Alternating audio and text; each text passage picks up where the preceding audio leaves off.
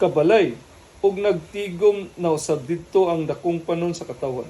Tungod niini si Jesus ug ang iyang mga tinun-an wala nay higayon sa pangaon.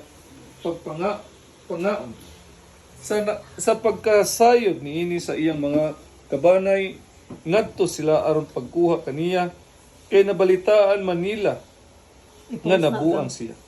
Unya pipila ka mga magtutudlo sa balaod nga nangabot gikan sa Jerusalem ingon, anaag kaniya si Beelzebul, ang pangulo sa mga yawa, mo'y naghatag kaniya gahom sa paghingilin sa mga yawa. Tungod niini gipaduol ni Jesus ang mga tawo og gisuginlan niya silag mga sambingan. Unsaon man ni Satanas paghingilin kang Satanas? Kung ang mga tao sa usa ka nasod mag-unay pag-away, mapukan kanang nasura. Kung ang mga sakop sa usa ka panimalay mabahin ug mag-unay pag-away, mabungkag gayud kanang panimalay. Busa kung ang gingharian ni Satanas makabahin-bahin, dili kini mulungtad kundili mapukan ug matapos hinuod. Walay makasulod sa balay sa usa ka tawo nga kusgan ug makakawat sa iyang mga kaptangan gawas kung iya unang gapuson ang tawo nga kusgan. Unya makahimo na siya pagkawat sa mga butang sa maong tawo. Timanin ninyo kini, mapasaylo ang mga tawo sa tanan nilang mga sala ug sa tanang dautan nilang sulti.